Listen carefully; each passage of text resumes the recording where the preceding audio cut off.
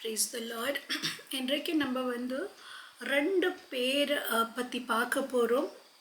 Two people, to helpless people, to widows. அவங்க எப்படி தன்னோட காரியத்தை வந்து அவங்க ரெண்டு பேர் வாழ்க்கையில் வந்து ஒரு குறை இருக்குது. There is some lacking, some குறைபாடு அவங்க வாழ்க்கையில் இருக்குது. Two people, how they approached and how they got out of their problem அப்படின்ட்டு பைபிளில் நம்ம என்ன பார்க்குறோன்னா, ஆவியானவர் வந்து he has recorded everything. It is not a very what to say, இது நீங்கள் செய்யுங்க, only the do's இல்லை. இந்த பைபிளில் வந்து டோன்ட்ஸ் கூட இருக்குது. நம்ம எதெல்லாம் செய்யக்கூடாது, எந்தெந்த எக்ஸாம்பிள்ஸ் நம்ம ஃபாலோ பண்ணக்கூடாது அப்படின்னுலாம் கூட இருக்குது. ஸோ இன்றைக்கி வந்து நம்ம டூ விடோஸ், ரெண்டு விதவைகள், அவங்க வாழ்க்கையில் வந்த குறைகள், அவங்க எதிர்பார்க்குற அந்த நன்மைகள், அவங்க எப்படி வந்து அதை அட்டைன் பண்ணாங்க அப்படின்ட்டு நம்ம இன்றைக்கி பார்க்க போகிறோம். The first widow is Tamar, and this portion is taken from Genesis 38. இந்த தாமார் யாருன்னா, இவங்களோட ஹஸ்பண்டோட பேர் வந்து ER, and she is the daughter-in-law of Judah. இந்த யூதா வந்து இஸ்ரேல், யாக்கோபோட மகன். ஸோ இந்த யூதாவோட டாட்டர்ல தான் வந்து இந்த தாமார். இந்த தாமாருக்கு என்ன குறை இருந்துச்சு? இந்த தாமாருக்கு என்ன குறை இருந்துச்சுன்னா, she did not have a child, குழந்தை இல்லை. And at the same time she is a widow. அவங்க வந்து ஒரு விதவையாக இருக்கிறாங்க.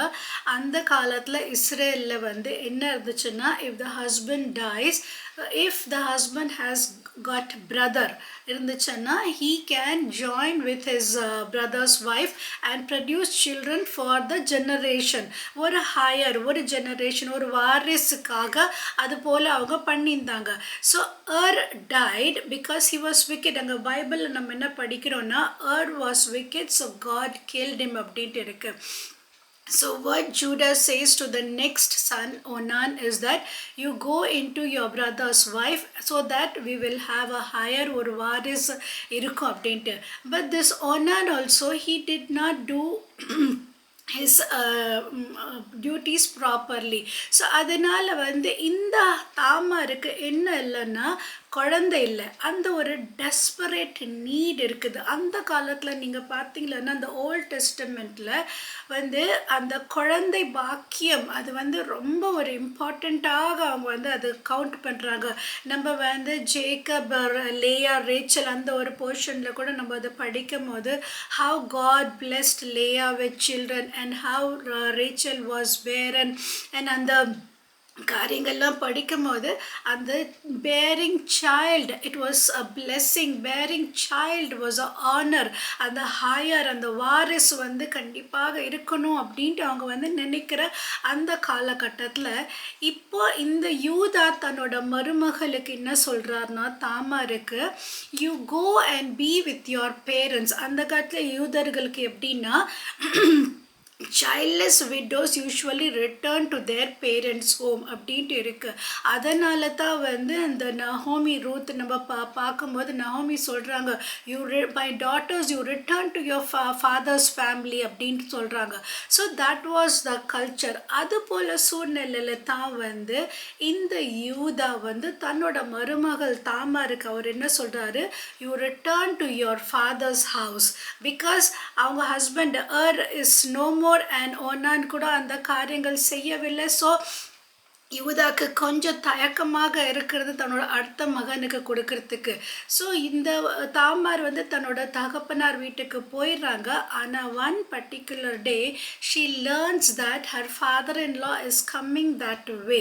அந்த வழியாக வந்து அவங்க மாமனார் வர்றது கேள்விப்பட்டு அந்த விதவின் அந்த dress, they seems to wear some separate dress to show themselves that they are widows. So அந்த விதவின் அந்த ட்ரெஸ் எல்லாம் மாற்றிட்டு she dress herself like a harlot. ஒரு வேசியின் வஸ்திரத்தை அவங்க போட்டுட்டு she joins with her father-in-law, and from her father-in-law she is getting the blessings of a child அப்படின்ட்டு.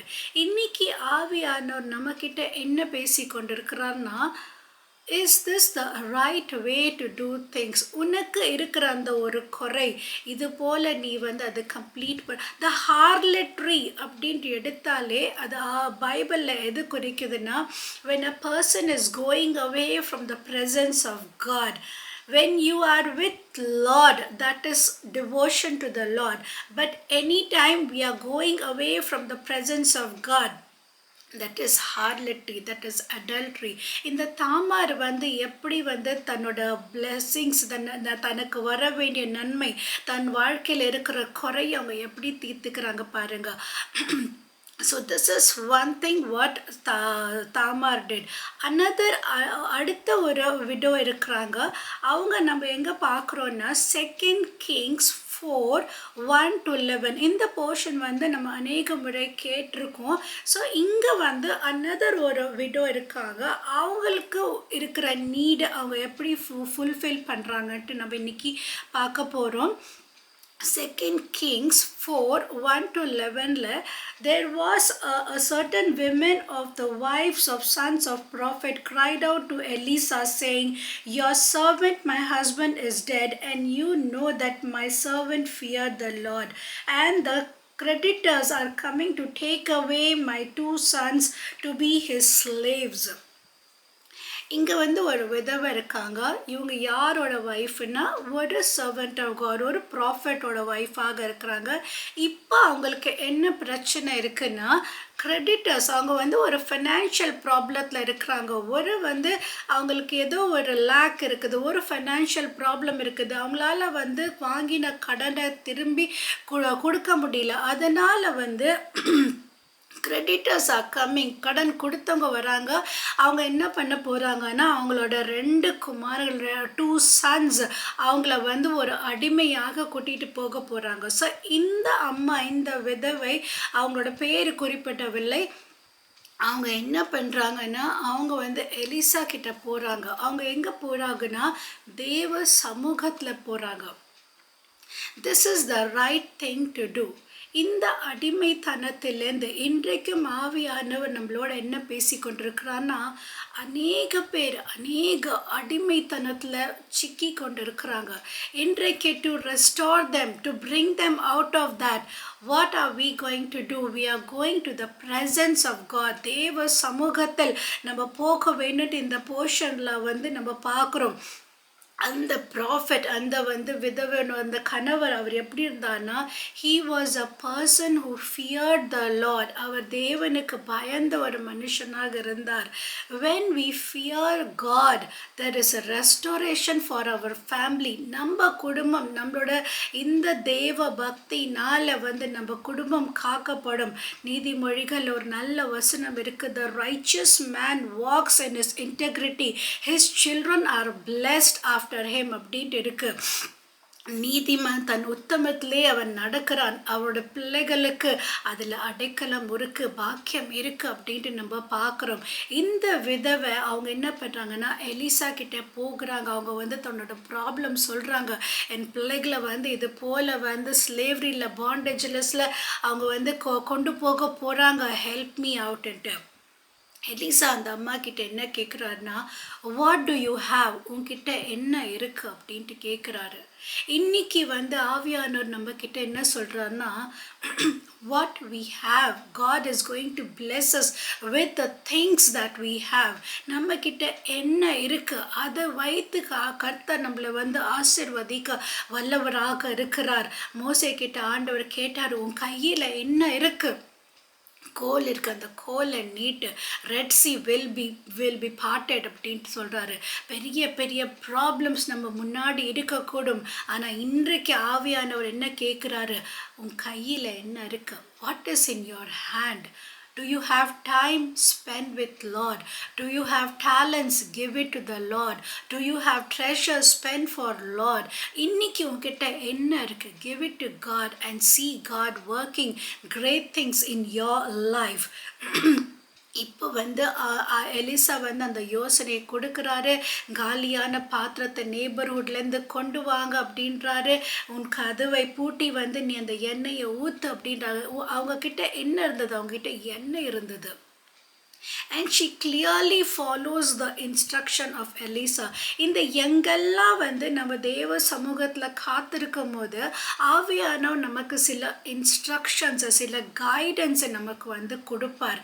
அந்த கைடன்ஸை நம்ம ஃபாலோ பண்ணும்போது நிச்சயமாகவே நமக்கு வந்து ஆசீர்வாதம் இருக்குது. ஐசாயால ஒரு ரொம்ப நல்ல வசனம் இருக்குது. If you are willing and obedient you shall eat the good of the land. நீங்கள் மனம் பொருந்தி செவி கொடுத்தால் இந்த தேசத்தின் நன்மையை நீங்க வந்து புசிப்பீங்க. If you are willing and obedient, நீ வந்து வில்லிங்காக இருந்தியானா, நீ ஒபீடியண்டாக இருந்தியானா கண்டிப்பாக அந்த பிளெஸ்ஸிங்ஸை நீ வந்து பெற்றுக்கொள்வாய். இந்த விதவை வந்து அதே போல் எலிசா எப்படி சொன்னாங்க அதே போல் அவங்க ஃபாலோ பண்ணுறாங்க. பக்கத்தில் இருக்கிற பீப்புள் கிட்ட இந்த காலியான பாத்திரம் வாங்குறாங்க, கதவை சாத்தி அவங்க வந்து அந்த எண்ணெயை போர் பண்ணுறாங்க. இன்றைக்கு வந்து கதவை சாத்தி நம்மளோட இக்கட்டான நேரத்தில் நம்ம என்ன பண்ண போகிறோம்னா, we are going to pray, we are going to intercede. இந்த எண்ணெய் இது எதை குறிக்குது நமக்கு தெரியும், அபிஷேகத்தை குறிக்குது. அபிஷேகத்தோடு ஜபத்திலே வந்து நம்ம தரித்திருக்கும் போது நம் பிள்ளைகளை கர்த்தர் காக்க வல்லவராக இருக்கிறார். எந்த ஒரு அடிமைத்தனத்திலிருந்தும் நம் பிள்ளைகளை, நம்ம குடும்பத்தை கர்த்தர் வந்து காக்க வல்லவராக இருக்கிறார். கடைசியாக நம்ம என்ன பார்க்குறோன்னா, அந்த எண்ணெய் எல்லாம் நிறைஞ்ச பிறகு திரும்ப எலிசா கிட்ட வந்து அந்த விதவை போகிறாங்க. போயிட்டு சொல்கிறாங்க இது போல எல்லாம் பாத்திரம் எல்லாம் நிரம்பி இருக்குதுன்ட்டு. அப்போ அவர் என்ன சொல்வார்? கோ செல், பே யோர் டெப்ட் and live on the rest. ஆவியானவர் எவ்வளோ அழகாக நடத்துகிறாரு பாருங்க. கோ செல், pay your debt and live on the rest. When we follow God's instruction, we not only come out of the present problem, but God is a God who is mighty to bless us so that we can live on the rest.